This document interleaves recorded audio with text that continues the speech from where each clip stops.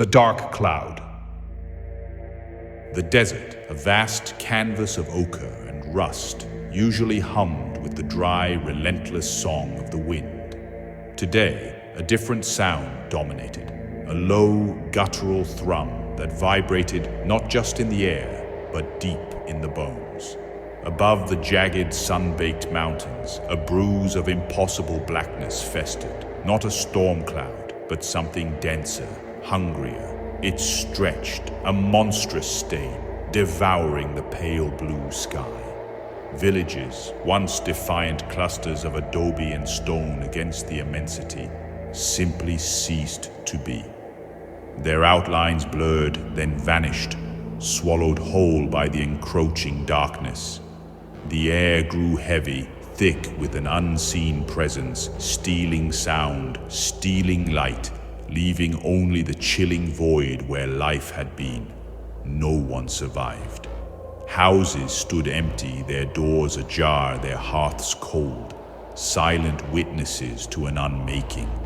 The locals whispered of ancient evils, of demons stirring in the mountain's shadow, awakened by the cloud's suffocating embrace. Inside the sterile, humming research lab, nestled within the sprawling camp complex, the air crackled with a different kind of tension. Fluorescent lights hummed, casting a stark glow on the faces gathered around a holographic display of the affected region. Kwame, his short-sleeved brown shirt pulled taut across his broad shoulders, peered over his glasses, a network of fine lines etched around his keen eyes. His gray beard, meticulously trimmed, barely concealed the tautness of his jaw. Beside him, Kofi, younger, his dark hair a stark contrast to his brown shirt, tapped a nervous rhythm on the console.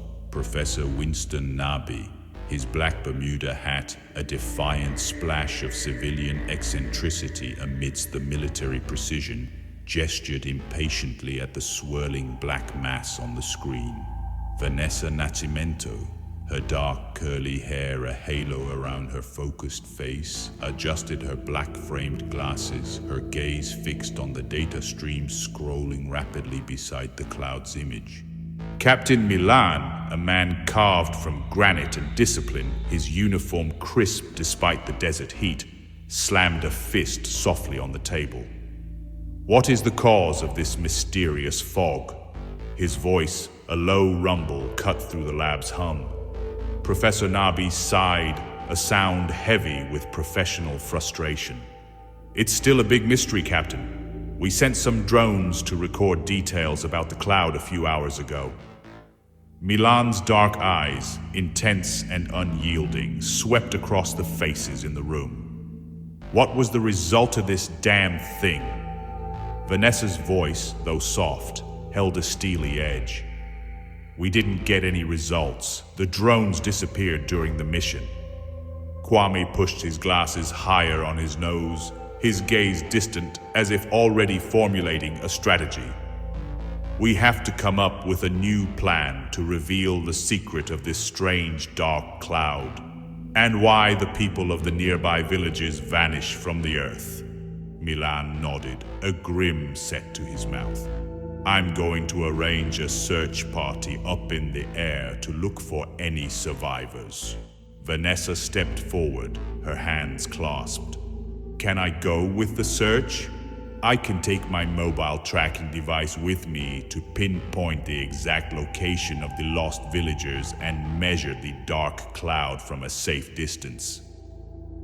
Kwame and Kofi exchanged a glance, a silent agreement passing between mentor and student. We can measure the findings on the ground, Kofi offered, his voice firm. The meeting dispersed, leaving Kwame and Kofi to their preparations. They moved with practiced efficiency, their hands flying over equipment, installing their tracking system, calibrating sensors, ensuring every piece of gear would function flawlessly in the face of the unknown. The camp, usually bustling with the mundane rhythms of research, felt charged, expectant. The next morning, the desert dawn painted the sky in fiery hues, a stark contrast to the ominous darkness that still clung to the mountains. At 8 o'clock, 2 light military choppers lifted from the complex airstrip, their rotor blades churning the air into a deafening roar. Vanessa, her tracking device secured, sat beside Captain Milan in the lead chopper. A pilot and 2 soldiers, weapons clutched tight, comprised the rest of their crew. They banked sharply, heading towards the vanished villages, a silent prayer for survivors hanging in the air. Back at the camp, Kofi turned to Professor Nabi, a tremor of unease in his voice. What if we find some kind of evil force or something alien inside the clouds? What are we going to do? The professor, adjusting his Bermuda hat, let out a hearty, dismissive laugh. Don't believe that superstition mambo-jambo nonsense, dear boy. Everything has a logical explanation. Kwame, engrossed in a complex set of calculations, shot Kofi a look. A subtle signal to let the old man be. He didn't interrupt his work. Leave him alone, Kwame murmured, his eyes still on the screen. Continue your work. Maybe it's something logical, or maybe you're right.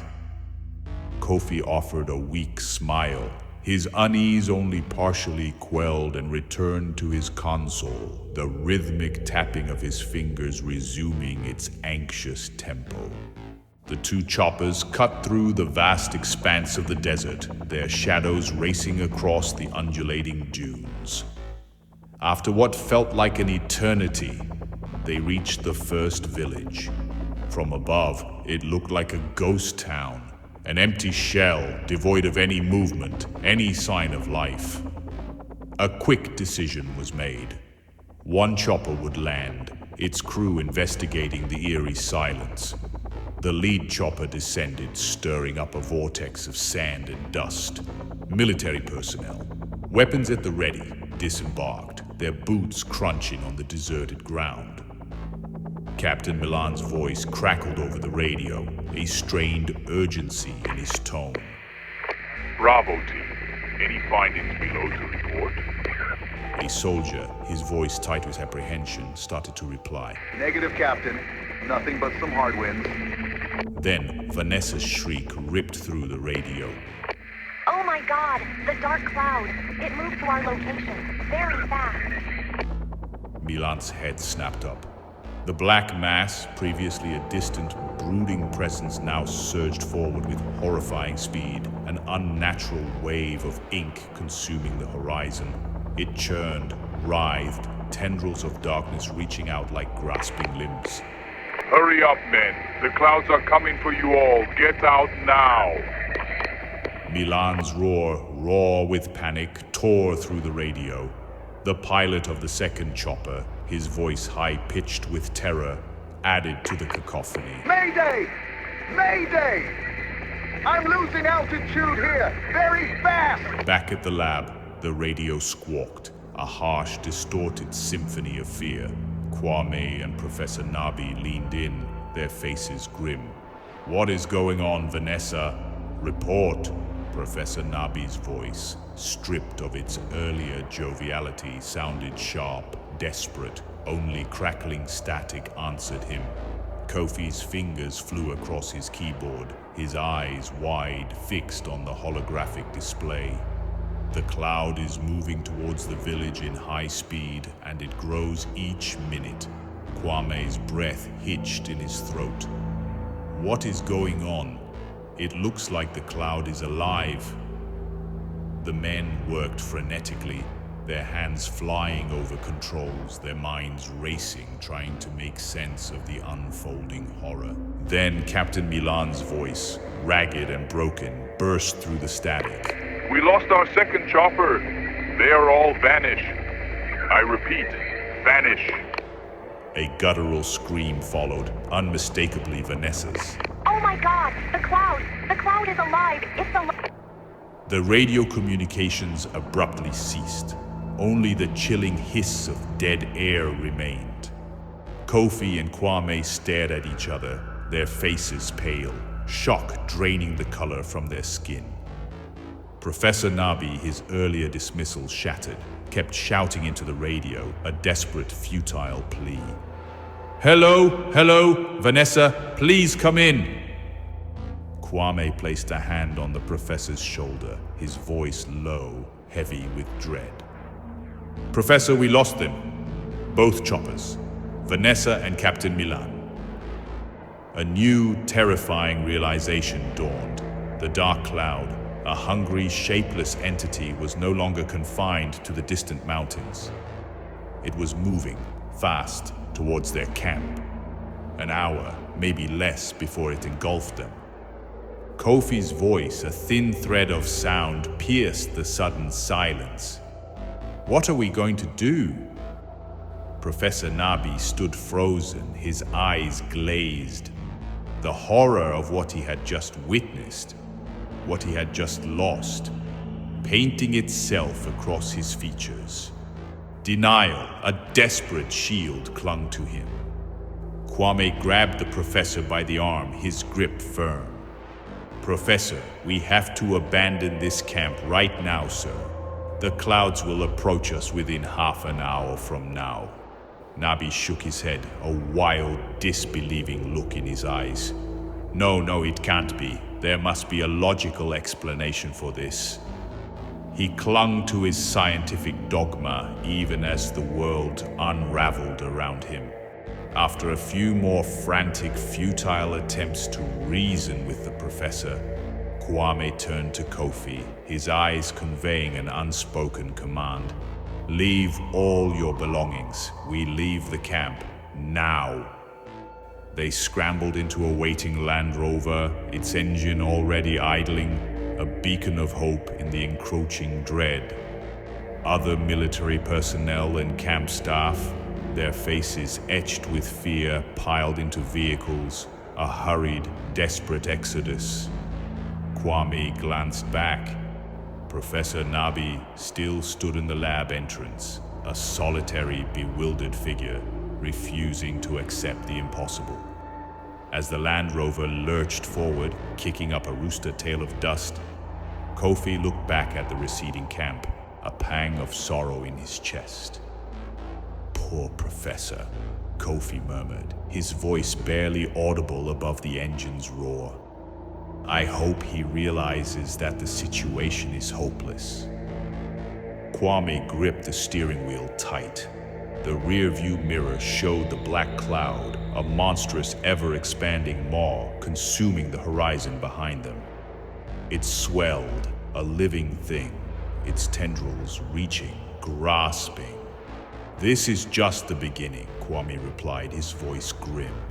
It looks like the cloud is following us. It must not reach the main city. If it does, all mankind is doomed.